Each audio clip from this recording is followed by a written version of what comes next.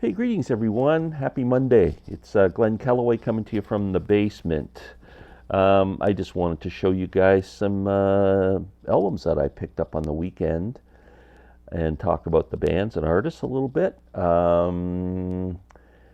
an opportunity to head into Oshawa, Ontario to visit my daughter and our beautiful granddaughter. And there are two locations there of a store called Deja Vu Discs. If you're in the general area of Toronto, Southern Ontario, you might want to check out their website, DejaVuDiscs.com.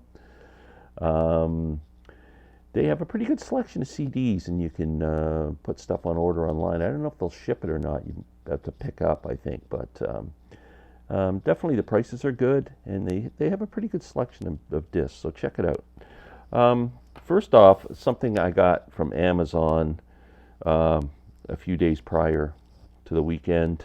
I've been holding off talking about this because Larry Graves gave me this album in our latest CD review, and we haven't actually done the review part yet, which is coming this week. But we had a live chat yesterday. You can check that on Larry's channel. And I let the cat out of the bag and talked about this album because I absolutely love it. It's Alice Coltrane, Journey in Satchidananda, featuring Pharoah Sanders. Wow, this Alice Coltrane is John Coltrane's widow, and a great artist in her own right. Piano, harp.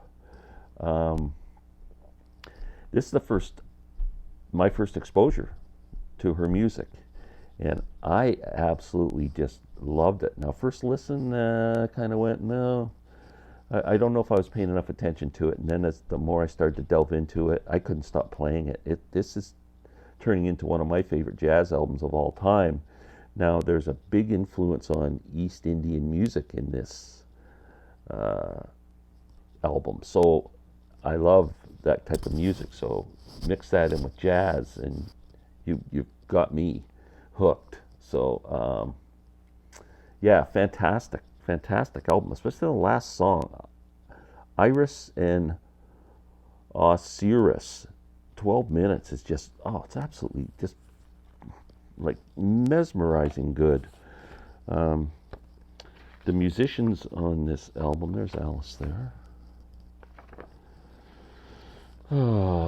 Let's take a look at the musicians on this album. Cecil McBee on the upright bass. Vishnu Wood.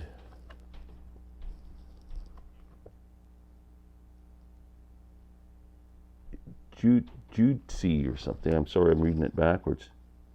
Tulsi. Charles Hayden needs no introduction. Great bass player. Rashid Ali on drums. And but if you like jazz and you like a bit of a world influence in it, I guess I would say, you need to check this album out if you haven't heard it. This album was released in like the 70s. And I was not aware of it.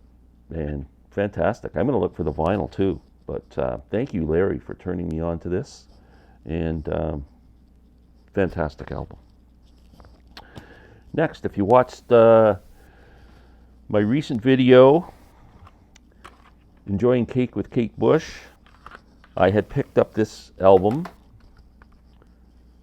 inspired by a video I watched from Scott at the Prague Corner. Thank you, Scott. Prolonging the Magic, Cake. I absolutely fell in love with this.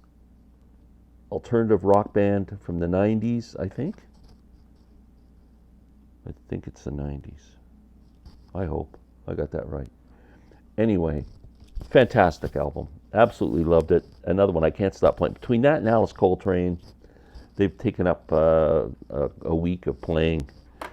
And Deja Vu Discs had two more of their albums, Comfort Eagle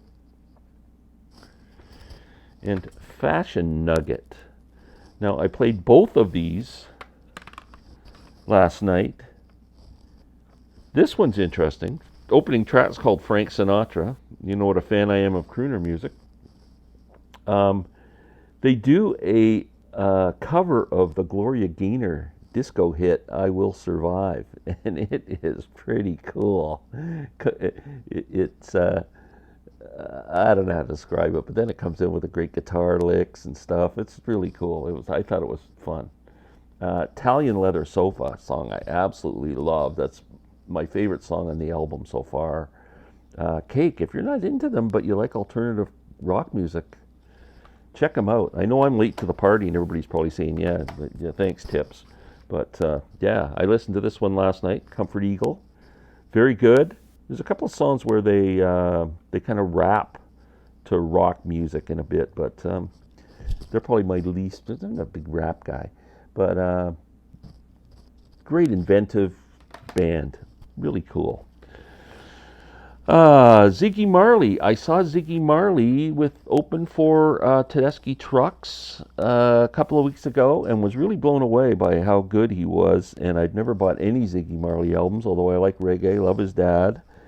And I picked up one Ziggy Marley album, For to Be You or something it's called. I can't remember now the exact title. But I picked up another one called Conscious Party. Not quite as good as the one I picked up earlier. I gave it one listen, but it's good. It's still, reggae music. It's hard not to like. It's very infectious. He's got a great band. He's a great singer. Writes great songs. I mean, I'm not going to tell you this is an incredible album. It's okay. I'm a big fan of Ry Cooder, my favorite guitar player. His son, Joaquin Cooder, is a great artist in his own right. He plays a lot of percussion with his dad on some stuff. And but he has his own career. And he put this album out a year to 2 years ago. It's called Joaquin Cooder, Over That Road I'm Bound, the songs of Uncle Dave Macon. If you don't know who Uncle Dave Macon is, he's one of the really early pioneers of country music. He played a banjo, and we're talking the turn of the century, not this century, the one prior to that. And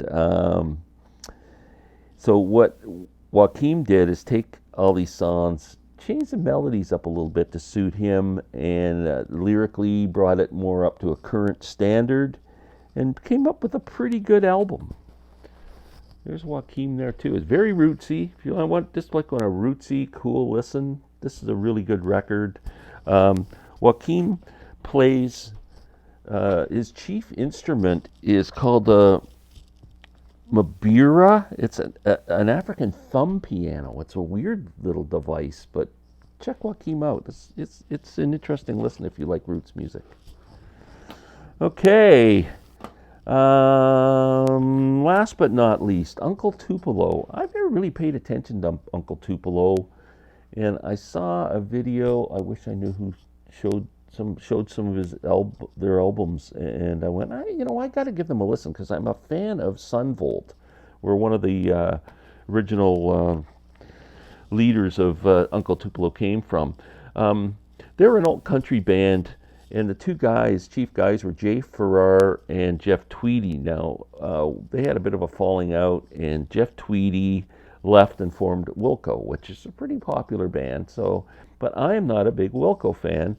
But Jay Farrar, he started up Sunvolt, and I'm a huge fan of Sunvolt. And so I thought I'd buy some Uncle Tupelo albums. Now, I've given each of these one listen because I just got these on Saturday. No Depression is their first album, and actually this one's the best. This one's really, really good. I like it a lot. This one,